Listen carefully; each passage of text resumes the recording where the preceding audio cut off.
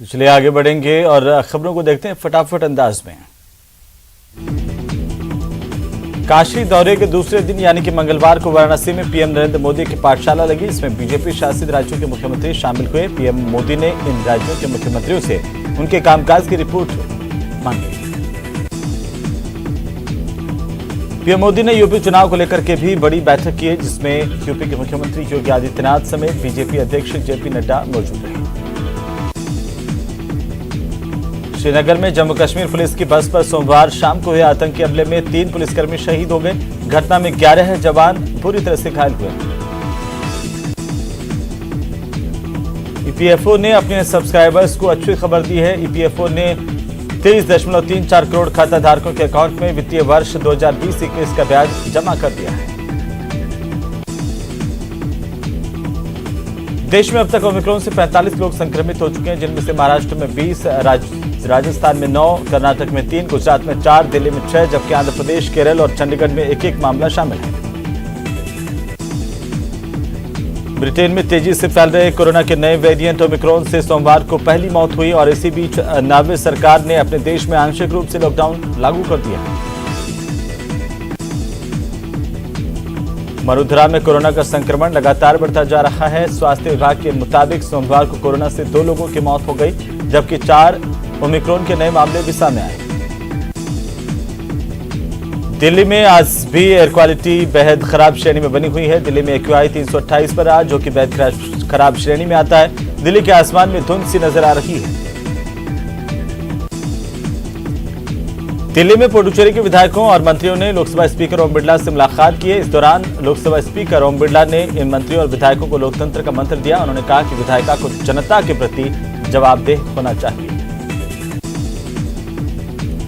उदयपुर में पुलिस ने बड़ी कार्रवाई करते हुए फर्जी तरीके से संचालित कॉल सेंटर पर छापेमारी की और इस कॉल सेंटर के मार्फत अमेरिकन लोगों के साथ में ठगी की वारदात को अंजाम दिया जा रहा था। फर्जी तरीके से संचालित इस कॉल सेंटर में कार्रवाई करते हुए पुलिस ने मौके से 3 लड़कियों समेत 11 लोगों को गिरफ्तार किया है।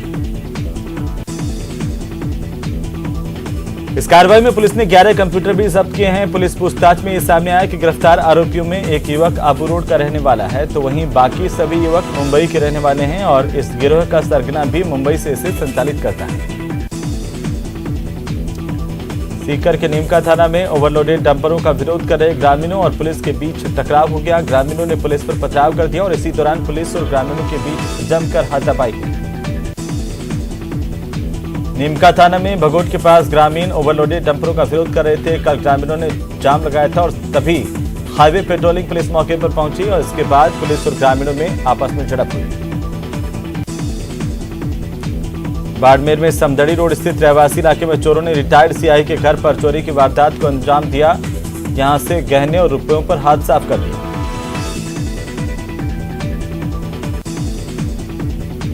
पीड़ित परिवार के मुताबिक परिवार एक शादी समारोह में गया हुआ था। उसी दौरान चोरों ने घर का दरवाजा तोड़कर इस वारदात को अंजाम दिया। फिलहाल पुलिस सीसीटीवी के आधार पर चोरों की तलाश कर रही है। अजमेर के चौसला गांव में एक महिला की देर रात को पत्थरों से मारकर हत्या करने का मामला सामने आया। मौके पर सूचना मिलने पर पुलिस पहुंची और शव को पोस्टमार्टम करवा करके मामले की जांच शुरू कर दी।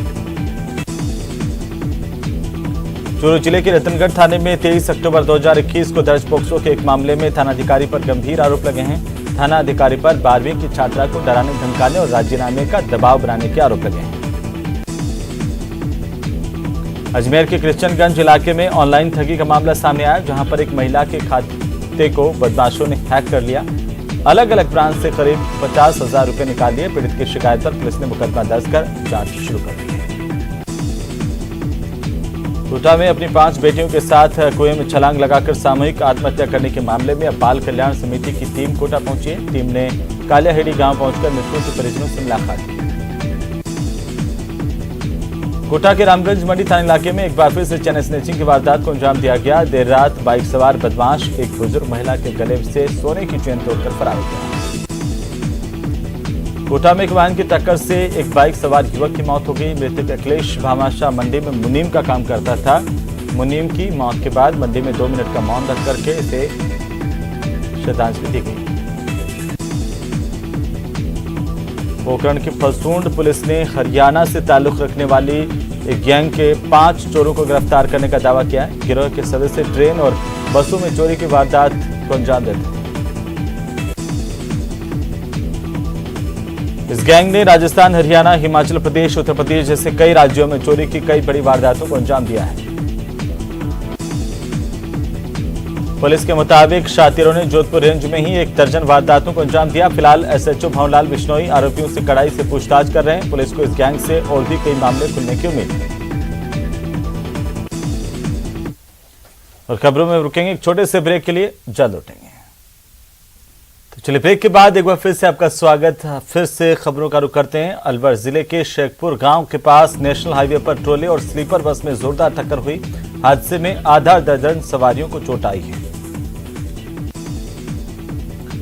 ट्रोले और स्लीपर बस में टक्कर होने से लोगों में हड़कंप मच गया। गनीमत रही कि कोई जनहानि नहीं हुई और बड़ा हादसा टल गया। वहीं इस दौरान ट्रोला चालक मौके से फरार हो गया। आपको बता दें कि दिल्ली से अहमदाबाद जा रही थी बस। भरतपुर जिला कलेक्टर की तत्परता ने सड़क हादसे में घायल एक युवक की जिंदगी बचा ली। दरअसल सोमवार की रात को एक बेकाबू कार ने बाइक सवार 3 युवकों को टक्कर मारी। हादसे में एक युवक गंभीर रूप से घायल हो गया, जिसे जिला कलेक्टर ने अपनी गाड़ी से अस्पताल पहुंचाया। जिला कलेक्टर ने मानवता दिखाते हुए घायल युवक को अपनी गाड़ी से ले जाकर के अस्पताल में भर्ती करवाया। समय पर अस्पताल पहुंचने से घायल युवक की जान बच गई। पुलिस ने नाकेबंदी कर कार भी जब्त कर ली।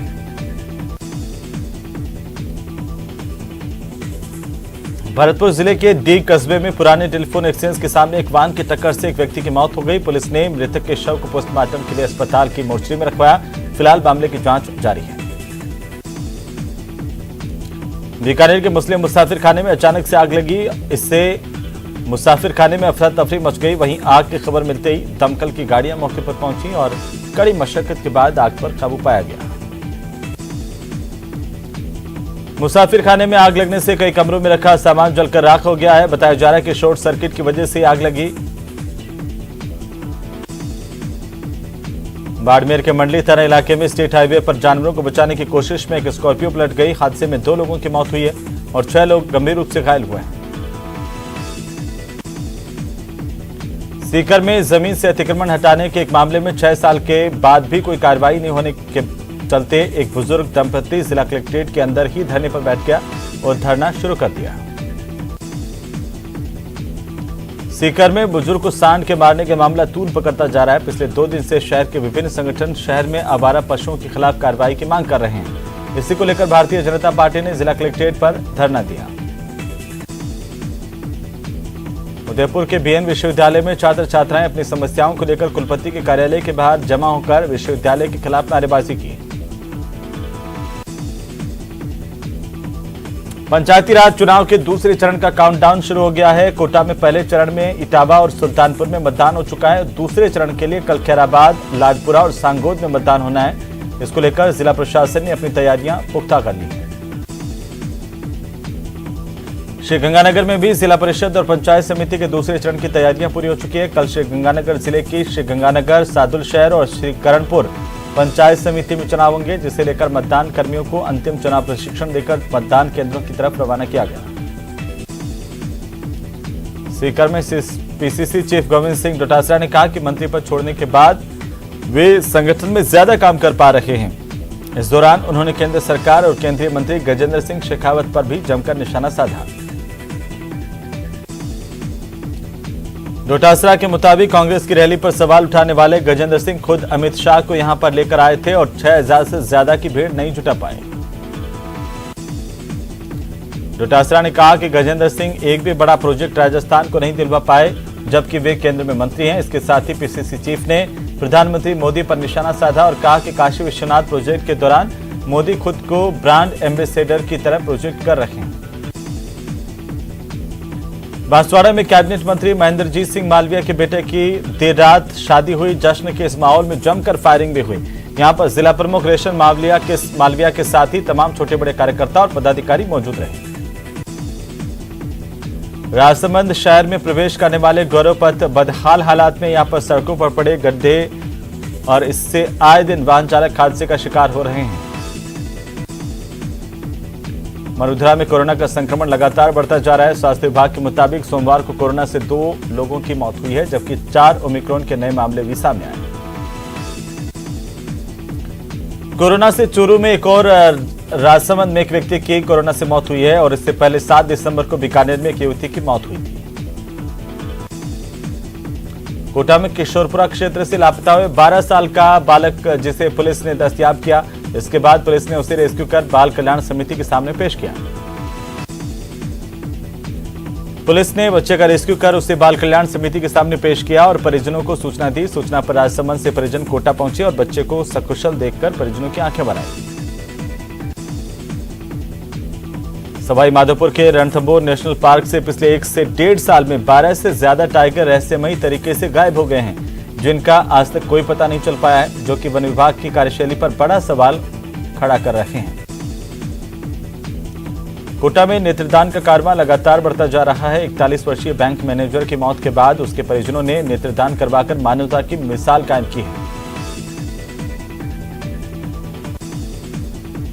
और इसी के साथ ही इस बुलेटिन में फिलहाल इतना ही। नमस्कार।